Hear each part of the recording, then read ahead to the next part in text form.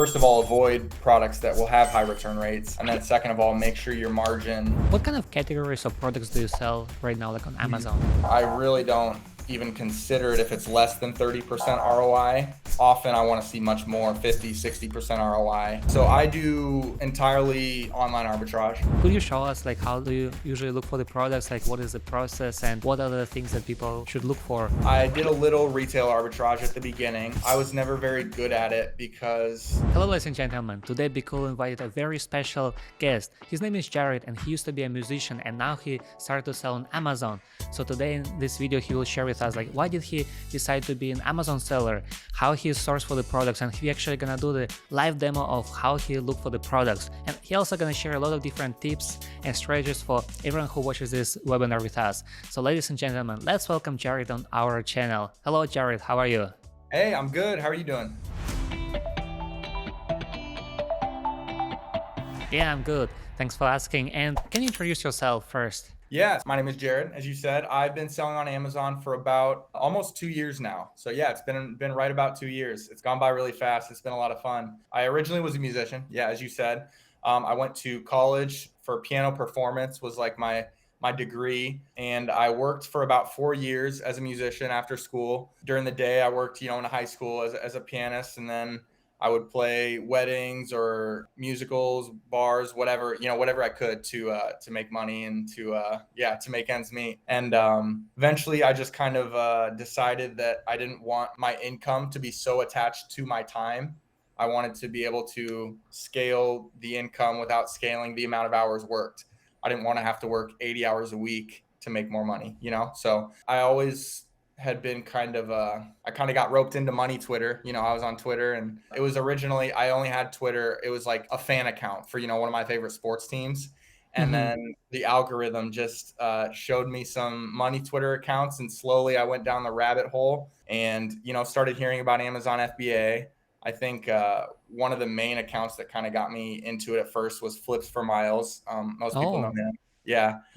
Saw that he was doing it and having success with it, and figured I'd give it a try. I started out selling used books, from Goodwill, just to kind of learn the process. And then I actually hired Oliver Flips. Yeah, he did a coaching program. So I joined his coaching program to kind of get me learning the ropes and off the ground it was a 3-month program. And that kind of helped me both learn the fundamentals, but also like, obviously I paid for it. So I put the money in, I invested in it, and I'm like, okay, this has to work. I have to make this work. I already invested the money up front. So yeah, that's kind of how I got started. Oh wow, that's actually quite interesting to hear. And then like how did you decide to give it a try? Because I think there's like so many different ways to do the extra income, right? Like some people maybe do like the cryptocurrency, some other people maybe gonna do the drop shipping. But why did you decide to do the Amazon? Yeah, so I tried some of those things in 2020 or something. I was trading crypto some, and it was kind of on easy mode in 2020 when it was like everything was going up, and then I started seeing things go down. I didn't really make much money doing that, but I tried. I did, I tried drop shipping, gave up on that after about 2 months. I tried flipping phones, like local phones, did that for a little bit. And then eventually, I tried a Facebook ads agency too, like a social media agency, getting local businesses, to run ads for them, and could never get any clients with that. I tried for quite a while, couldn't get any clients, and then figured I'd give Amazon a try. I saw Flips for Miles, literally a tweet that said, he said that he tried all these other businesses and Amazon was the first one that worked. So I was like, okay, maybe this will work for me. And then once I got that first sale of a used book, I saw the sale on my Amazon seller app. I was like, okay, maybe this is going to work. Once you get that first sale, automatically in your head, you're like, okay, I got this, proof of concept. It seems like you tried like a lot of different like hustles and a lot of different ways to make money, but yeah, it seems like Amazon worked the best for you. Yep. And now I want to ask you, like, do you remember like how much money did you start with? I started with a decent amount of money. It was three to 4,000, I'd say. Okay. And a lot of it was mistake money. Like I used it to make mistakes and learn, When I started, I remember buying items. I didn't have Seller Amp or Rev Seller or any sort of profit calculator. So I just figured, oh, if I buy this for $3 and sell it for $6, I'll make $3 on it, you know? Mm. But not even including fees, shipping, all that stuff. So I was actually losing money, you know, on those items. But so had a learning curve, you know, paid my dues, lost a little money on bad inventory at the beginning. But having coaching worked. Once I started, you know, having Oliver Flips helping me with coaching, that kind of reduced some of those bad buys. And yeah, so. And what kind of challenges did you face at the beginning when you just started out to sell on Amazon? So at the beginning, I mean, there's a lot of challenges, like from learning how to print a shipping label, you know, figuring out Mm. the like dimensions to make your shipping labels print out, you know, just simple things like that. How should I ship products to FBA? Where do I put the barcode label? You know, little things like that. And then once you kind of learn the process, the challenges are more in sourcing. How do I find good products? You know, I spent hours and hours just looking, finding not very good products. Either it didn't sell very often or it wasn't profitable at all. So essentially finding ways to exclude the bad products quickly, you know, like, oh, this brand, it's never good. You know, either I can't sell it or it's never profitable. So I'm going to ignore that. And then slowly you learn to focus on kind of get tunnel vision on the things that tend to work more so. Right. And also, I know like some sellers, they face the issue with ungating. And was it the issue for you when you started out to sell on Amazon? At first it was a little intimidating just because I had heard about it, you know, and I'd seen, you know, I looked up, you know, how to get ungated. And then I see all these companies saying, we'll ungate you in three categories or three brands for $5,000 or whatever. And I'm like, Oh, oh my wow. gosh, yeah, that's a lot. You know, they charge a lot. And then just from learning from people on Twitter or, you know, from Oliver Flips at the time, just kind of learning that it's not actually that hard. You literally just have to buy 10 units of that brand or of that category or whatever from a distributor. And a lot of different, even online retailers will be accepted as a distributor, you know, Kohl's or I think Target now, something, you know, just Mm. a lot of different stores will work for that. So yeah, it wasn't too big of a hurdle once I talked to other people about it. And do you think it's get easier to get ungated like once you have some sort of sales on your account? Like will it Yeah, get like kind of like easier or not? yeah, definitely easier. I get auto ungated in most things now, you know, so I just apply to get ungated and I don't have to supply an invoice. They just approve me automatically. Mm. So yeah, definitely the more history your account has, the more reviews, sales, the more likely you are to get ungated easily. So. Mm. All right. And then like what kind of categories or products do you sell right now like on Mhm. Amazon? Yeah, so the bulk of it is shoes and apparel, shoes and Mm-hmm. clothes. Obviously, with especially shoes, you have to take return rate into account. That's a big part of it is managing return rates, trying to, first of all, avoid products that will have high return rates.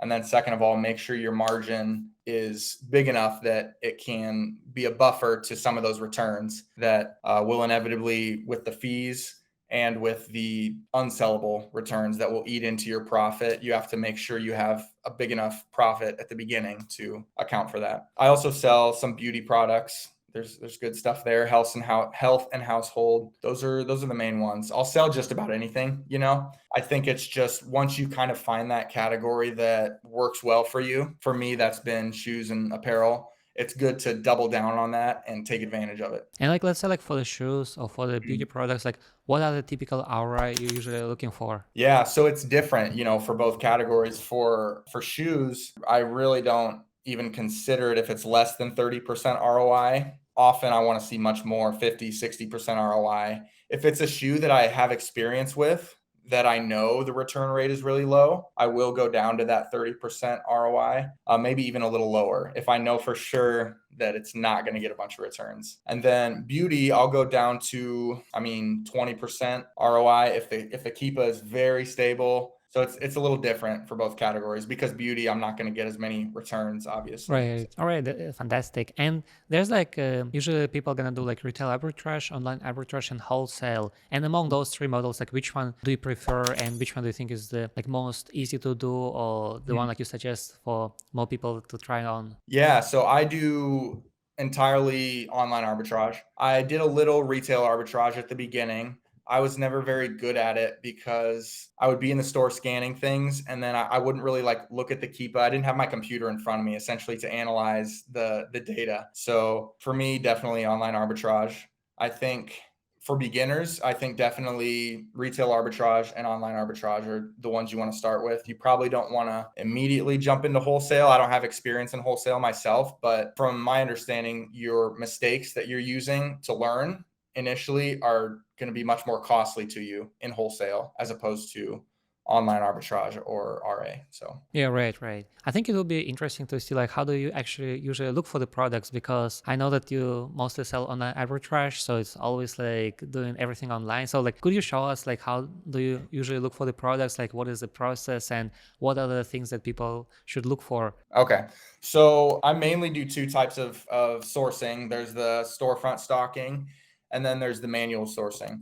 Hmm. So we'll just go ahead and look at a little manual sourcing. So right now I'm at asos.com. They're, shoes and clothes. I want to start somewhere that already has discounts. So maybe we'll go to the offers and they have a 20% off code right now. So I'll open that tab, maybe go to just in general what's on sale. And then when manual sourcing, I really want to break it down by brand. I don't want to see everything because a lot of brands we can't sell, right? So let's go sort by brand. And obviously, a lot of people sell Adidas. I sell Adidas, or we had Nike in here too. All right. So, and I'm looking at items that are marked down. Let's see. Let's just look at product type: shoes, sneakers. So right now we'll just look at shoes. For shoes, for example, I'm looking at items that are a little more like black and white shoes. Obviously, are going to be Hmm. more popular, right? So let's look at these. We'll look at these too. And then, so we'll just go there, just copy and paste. So a lot of these sizes are out of stock.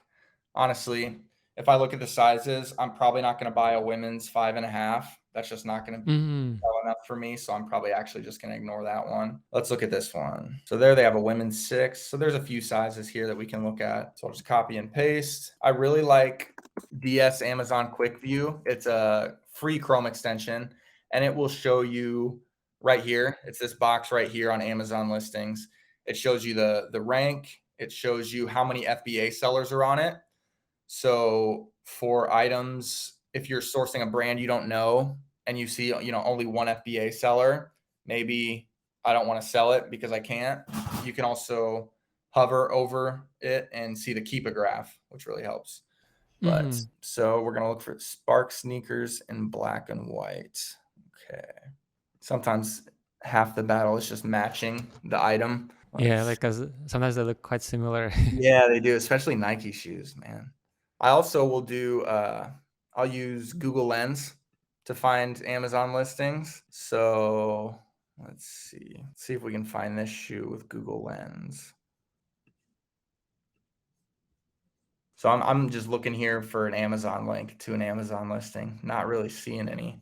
So let's go ahead and keep looking at different items just to see if we can find something. Look at a Keepa. So really, I'm just scrolling and kind of looking to see anything that catches my eye, and that's kind of vague, I know. And it's just one of those things that comes with experience and doing it over and over again. And like usually when you look for the products, like how long does it take for you like to find like one good product like on average? That's a good question. It really varies. Sometimes sometimes it could take like an hour to find and I won't really find anything good, But then Mm. other times you'll kind of get on a roll. The spot you're looking in ends up being really good and you could find 5 or 6 good products in an hour. Oh wow. So Hmm. it really depends on where you're looking. That's why in general you want to double down on the things that have been working for you. So if you've found a profitable product at Macy's, let's say before, then double down and really spend your time looking through Macy's at similar products even from that profitable one, because you're more likely to find profitable products in close vicinity to ones that you've already found. Let's see. I think this is the same thing. Yeah, it looks the same to me. So let's see what sizes we have. 8.5, 9.5, and 6. Let's look at those. So this is 72 and 20% off. So it'll be about 58 or so, $58. So let's see. We had 7.5. Let's see what our price is. Let's see if it sells. Okay. So yeah, this should be about $58. I use both SellerAmp and RevSeller just because I started out Oh. using RevSeller and I like all the features on both of them, honestly. So Also, this one is actually pretty good item rate. Like it's like 40% ROI. yeah, this is looking good. So 58, and then I think maybe $2 shipping, $2 for prep fees, even though it's not quite that much, but I kind of aim high. So I'm just going to put it at 65, even though it's Mm-hmm. actually better than that. And let's see. So we're going to look at the Keepa. It looks like the offer count has gone down a little bit. We see some drops, which is good to see in the offer count. So that tells me that people are going out of stock. So the product is selling, because obviously with these sales rank drops, since it's a variation listing, I don't take those as sales for this specific size. And the buy box, it's gone down to 90 at its lowest really recently. Got to look at the year-long graph just to see. Keep it doesn't look too bad. Yeah, so it's actually 62 after my fees and stuff. So that's pretty good. ROI 40%. It looks like, yeah, SellerAmp and RevSeller are a little different on the profit calculations, but it's pretty close. So this is a shoe that for me, like the ROI is kind of right on that edge, So I kind of want to know what the return rate would be like, but it is a men's shoe. So in general, men's shoes will get returned less. So that's a positive. So this is a pretty good shoe. Got to make sure we're matching with the men's and women's sizes. Yeah, it was this one. Okay, so this one was actually so this is the thing. I got to make sure this is a men's listing. Yep. So men's 7.5 is out of stock. So we're actually going to look at size 7, size 8, size 9, size 10. So let's start with 10. So that's a little cheaper. Probably not quite going to be there. Let's see, size 9. Let's look at 9. Okay, so here we go. Size 9 on the Keepa. This, you can just tell this sells a lot faster, and it makes sense for men's shoes that a 9 would sell a lot faster than a 7.5. The buy box price is not quite as stable. It's just recently gone up to 95. So at about 60, our ROI is getting kind of low for me. Plus, I might expect to sell this a little cheaper, more at like $80, $85.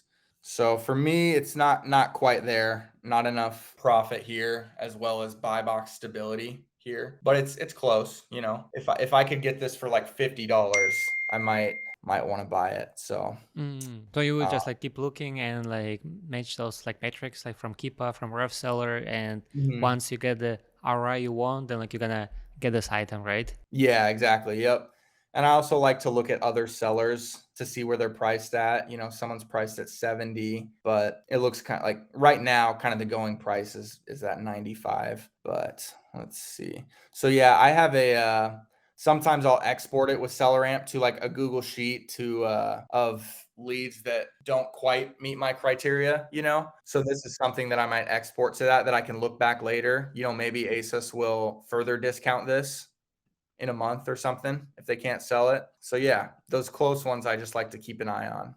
Yeah, thanks for the live demo. I think it was really useful. And now, Yeah. like, I want to ask you about the coupon codes. Like, some Mhm. platforms like Honey or Yeah. those kind of platforms, like, how do they actually help you to make the better ROI, or they don't really help? No, I definitely think they help. Yeah. Honey, Capital One Shopping, Be Frugal, a lot of these different ones, you'll just click the button at checkout and see if they can come up with any coupon codes for you. Hmm. And they can really turn a product that was 20% ROI into something that's 30 to 40% ROI. That's much more of a good buy. I find that they work well. So for example, at bigger retailers like Target, obviously Walmart, like even Macy's, JC Penney, Kohl's, they're probably not going to find coupons that you don't know about. Like ASUS, this coupon, the 20% off coupon, they have it kind of advertised, right?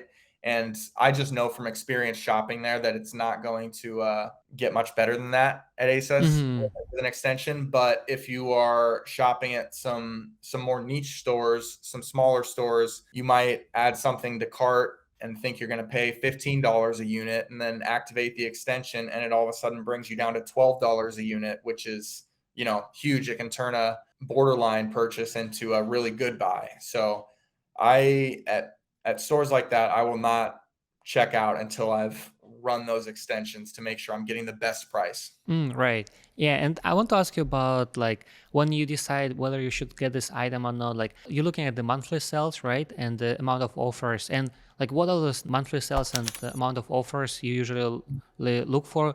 Then like you decide, okay, I will get this item. Yeah, so in general, I don't really look at like SellerAmp monthly sales or Keepa monthly sales just because I don't think they're entirely accurate. I will really just look at the Keepa graph, and I'll look at the BSR, the movement, the Keepa drops, and just to kind of feel out how fast it moves. It's just kind of a guess, right? And then I'll look at the seller count. If I want to see the seller count dropping some, even if it comes back up, just to ensure that people are selling out of the product. If there's just a straight line on the seller count, that has me wondering, why is no one selling out of the product? Is it not moving fast, very fast? Are people not buying it? Or is one person dominating the buy box? You know? Mm. I want to look at that buy box share percentage to make sure it's not some giant seller or the brand with 99% of the buy box. I want to be able to get some of that buy box. So, All right, perfect. Yeah. And I know that you recently reached the 7-figure mark, right? So Mhm. congratulations on that. Thank you. And I want to ask you, like, what things did you learn on the way to make 7-figure, and what kind of tips can you give to other people who wants to also reach this 7-figure mark? Yeah, so there's a lot of things I learned. First off, I'd say, like, I remember when I just started on Amazon, I would see people sharing screenshots of like their 7 figures, mark, and I thought that they were, making 7 figures, like bringing home 7 figures. So I thought they were, they had it made, they could just retire, they were done. And then now that I'm there, I realize, okay, that's not true at all. I sold 7 figures, but profit margins anywhere from 10 to 15% on that. So it's not Like how much Lamborghini money you're gonna money. keep, right? Yeah, exactly. It's definitely good money. I can do it full time, but just, I guess, that expectation of how much money you're bringing home has changed over my 2 years selling. But learned a lot. I've learned that there's always going to be a fire you have to put out, whether it's an IP complaint, whether it's a listing on Amazon getting taken down and you have to figure out what to do with all that dead inventory, or that whether it's, products tanking, products not selling as fast as you thought they would, that you have to be ready to face problems head on and not panic, not think that it's going to be the end of your business, because it usually isn't, but just that it's not going to be all easy, sunshine and Mm. rainbow. Yeah, I mean, every mistake I've made has been a learning experience. So there's countless lessons that I've learned, mistakes that I've made, and lessons that I've learned from these 2 years of selling on Amazon. Yeah, right. You keep learning and keep getting better, right? Yep, exactly. And there's still things that I know I'm gonna learn, over the next 6 months, year. So yeah. And then like I also know that you're using a BQool repricer. So can you Mhm. tell us more, like how did you decide to start using BQool repricer, and like how was your experience so far? Yeah, it's been good. I started using it after about 5 months of selling or so. Hard to remember exactly what I was at revenue wise, probably 20 to 30K a month revenue wise when I started using that repricer. And I just needed to, because I couldn't manually go through into Amazon and reprice everything every day. It just took too much time once I got, dozens and dozens of listings and eventually hundreds of them. And then also the benefit, it reprices throughout the day. So Mm. it's that buy box is moving, a bunch throughout the day, and you want to be able to match that when it's high and when it, dips down a little bit. So how I keep it pretty simple in how I use it. I almost always, my default setting when things check in is I will use the sales booster, the AI sales booster, and I will make sure to set my minimums. I don't set them very low. I kind of set my minimums where I'm okay selling it. For example, if there's an item that I'm okay selling it at $70, like I'll make money if I'm selling it at $70. I'll set that minimum at $70, and then with the repricer, then it can go down to $70 when it needs to kind of get that buy box, and then I'll see it kind of pull the buy box up a little bit and raise my price again. So it's simple, but I find it effective. I think just the main Mm. thing, if you're using those sales booster settings is that you're not setting your minimums super low, you know? Right, right. Mhm. Because it's kind of aggressive rule. And we actually just launched AI 2.0, and we have Okay. like 3 new rules there. And I saw actually that. it could Yeah. be, yeah, it could be pretty useful for you because that repricer, those new rules, they won't go to your min price. They're only gonna match the buy box, and it's usually for the products that are in higher demand, like maybe some of your best sellers. So sometimes like, you're Yeah. actually gonna start with those rules, like there's AI Crow Profit, for example, and then Mhm. maybe after some time you can switch it to Sales Booster. So like maybe like Okay. after you have it in inventory for some time. So yeah, I Yeah. think there's something you can try out Yeah, and that's see how good. it I saw works. those. I need to try out those new rules. That'd be good. Yeah. Yeah, especially like now Q4 is coming, so it's pretty Mhm. good to use You those wanna like raise those rules. prices. Yeah, and Yeah, so it's gonna help you to have the higher profits and actually gonna reprice up as well. So yeah, you can try it yeah. out like next Mhm. time. Yeah, And awesome. I'll definitely try that. I also like want to ask you like what kind of tools do you use for selling on Amazon? Yeah, so the number one is Keepa. Like you have to have Keepa. If you don't have it, you're sourcing with a blindfold, you know. Then I use both Seller Amp and Rev Seller.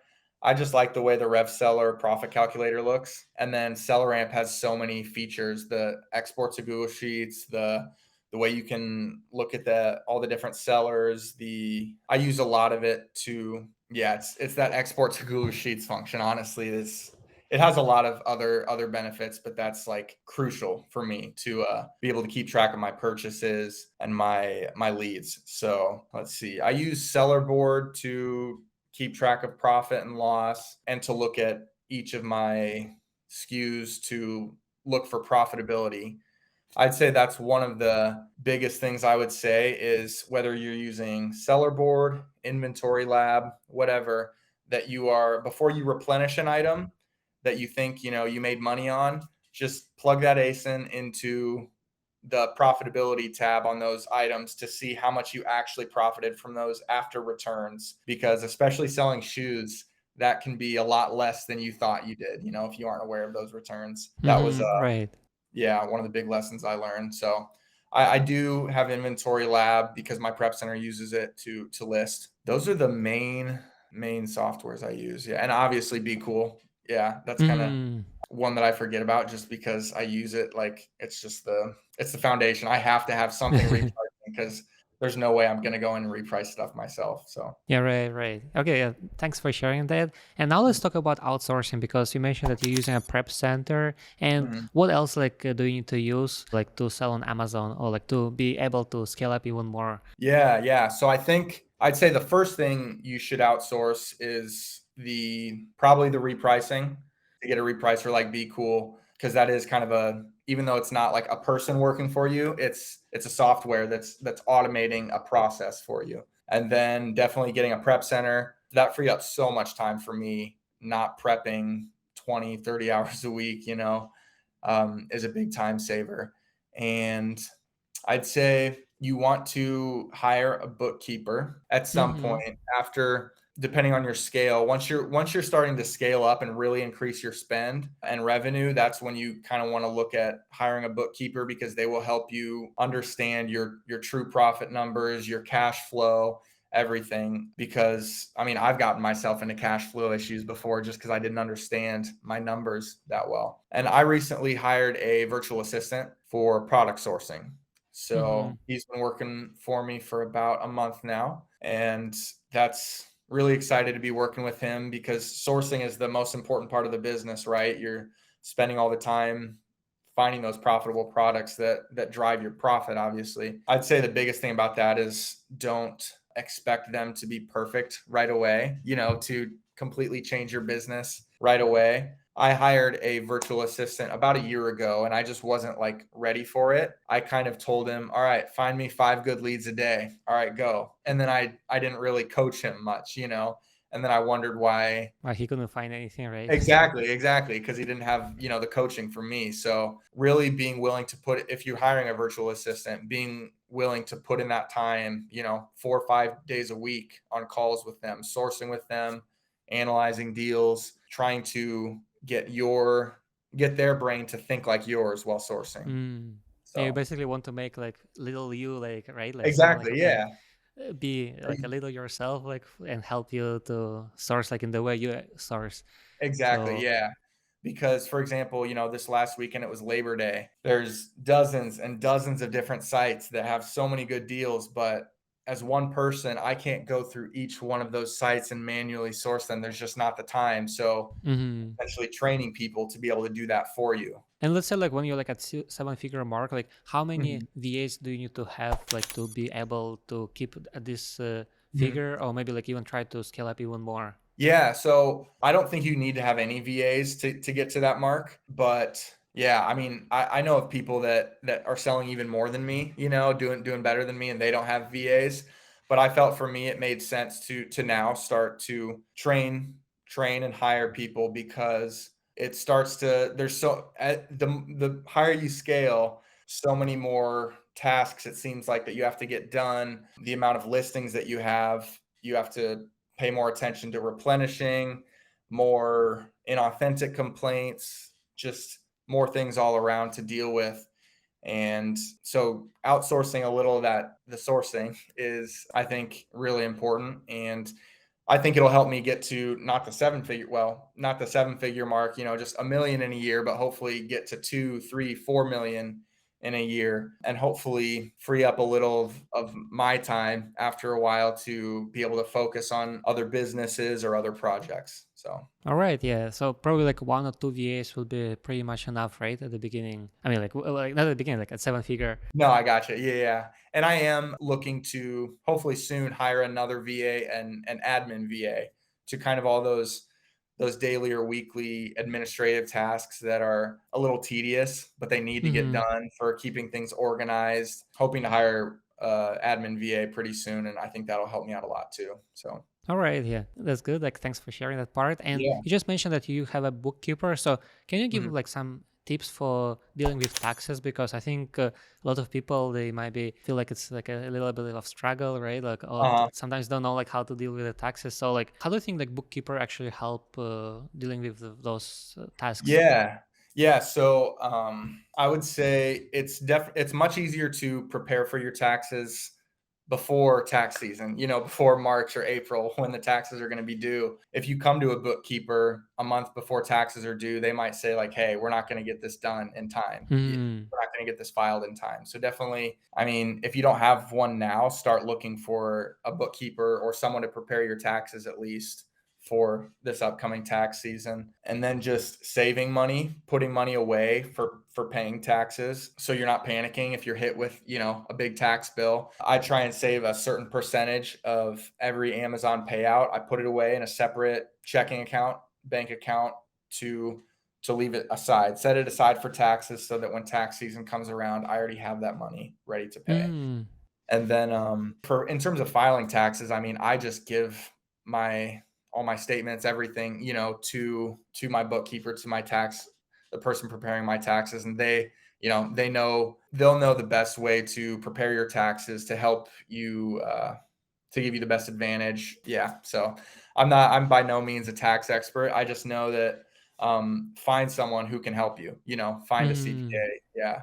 Yeah, well, Do that. those are great tips. So Mhm. I think it's really useful. Now I want to ask you about like, let's say like if you look back like a few years ago when you just started out your Amazon Mhm. business, like, and now like what things would you do differently if you have this like knowledge, you have this experience, and you would start over again? Yeah, that's a good question. Let's see. I would hire a prep center a little bit sooner, Mm-hmm. because doing so will force you to source a little bit better because you have that prep fee that you have to pay for each item. And that prep time just took so much time, so many hours a week that I could have spent sourcing, which is really the skill that drives growth in your business and profit in your business. I mean, networking with other sellers is great. You just learn so much from other people that have been through, the issue that you're dealing with, whether it's handling an IP complaint or a listing that was taken down. Just that community of knowledge really helps. And then, the biggest one, honestly, I'd say is, I kind of talked about it a little bit, but knowing your true profitability of each ASIN that you're selling if you're going to replenish it. Because when I first started selling shoes, I would assume that I was making money because, oh, I'm getting $13 profit each shoe. I've sold 15 of them in the last week. So that's, that's a lot of money, but I wasn't paying attention to the returns. So, Hmm. 5, 6, 7 of them get returned. All of a sudden I've actually lost $100, $200 on this item, but I keep buying it. So I'm just digging myself in more of a hole because I didn't take the time to really understand the profit, the true profit after returns on that item. So, yeah. All right, yeah, those are great tips. Thank you for that sharing. And I want to ask you, like, because you said that you would hire the prep center earlier. So, what things are you looking for when you're looking for the prep center? Like, what other things sellers need to pay attention to when they're trying to find a good prep center they can work with? Yeah, that's a great question. My biggest thing has been the communication, to be honest, with the prep center. If they're just, not really wanting to communicate, they're like, "Oh, we'll send you an email." My current prep center now is so good with communication on WhatsApp, and, they'll tell me if someone sent the wrong, if a retailer sent the wrong item, they'll tell me when my shipments are going out. If I have any issues, if I'm like, "Hey, it says this was delivered, but it doesn't look like you guys received it," I can message them about that. We can figure out those problems right away to limit issues with inventory. So I'd say communication is a big one, and their willingness to communicate with you, to spend that time to talk with you. I'd say if a prep center wants to have a Zoom call, before you sign up, that's a really good sign because they're going to take that time to answer your questions, your concerns. I've worked with maybe 6 different prep centers, and several of them, they just sent me a video to an onboarding, process and never really talked with me to answer my questions. Hmm. And you could kind of feel that lack of customer service, I guess, as I worked with them for a few months. So I'm not working with them anymore. But also another one, I like prep centers that you know exactly what you're going to get charged for each item. You're not going to get nickel and dimed for a poly bag, an extra box, taking off an extra sticker. When I buy an item and send it to my prep center, I want to know I'm paying $1.50 for this item and that's it. Mm-hmm. That's definitely a good one. And then turnaround time. You want your turnaround time to be relatively quick. You don't want your prep center to be sitting on your inventory for a week, 2 weeks. That'll start burning a hole in your pocket if you're not turning over your inventory that Right, fast. right. If someone wants to follow you, like, where should they go and find you? Because I know that you're using Twitter, right? And Yeah. like, can you tell us more about your social media channels? I'm pretty much just on Twitter. I have an Instagram, but I don't really post on it much. I've been meaning to. But Twitter, yeah, let's see. I'm like blanking on my Twitter handle. I need to double check. I've changed it a couple times. So it's at Jared Kamick is my Mm-hmm. Twitter handle. The last name is kind of weird. It's JaredKmiecik. So yeah, that's my Twitter. I've been doing that for a little over a year, I think, year and a half. And it's been good. Just getting on Twitter, posting, connecting with other sellers. It opens up a lot of opportunities and it makes things a little more fun to do this solo business with other people, Right, right. Yeah, Yeah, fantastic. We're gonna make sure to include the link to your Twitter account in description perfect. below. So guys, make sure go and follow Jared on his Twitter. Before we end our webinar, I want to ask you, like, what things do you like to do, like, in your free time? Yeah, good question. I still like to play music. I still like to write songs, just to play piano, play guitar. That's a lot of fun. I like to work out. I like to play basketball, just something to get away from my computer screen essentially. I'm at a Mm, computer all day, so it's good to get out and move around and kind of forget about Amazon, for an hour or two a day, just to kind of clear your head. So, yeah. yeah, awesome. Yeah, thank you so much, Jared, for today's webinar. I think it was great. You shared a lot of different tips, strategies, like even like the live demo. I think it's really useful for people who's watching this video. And yeah, this is the end of our webinar today. Thank you so much again. All right. Thank you for having me. All right, see you next time, Jared. See ya.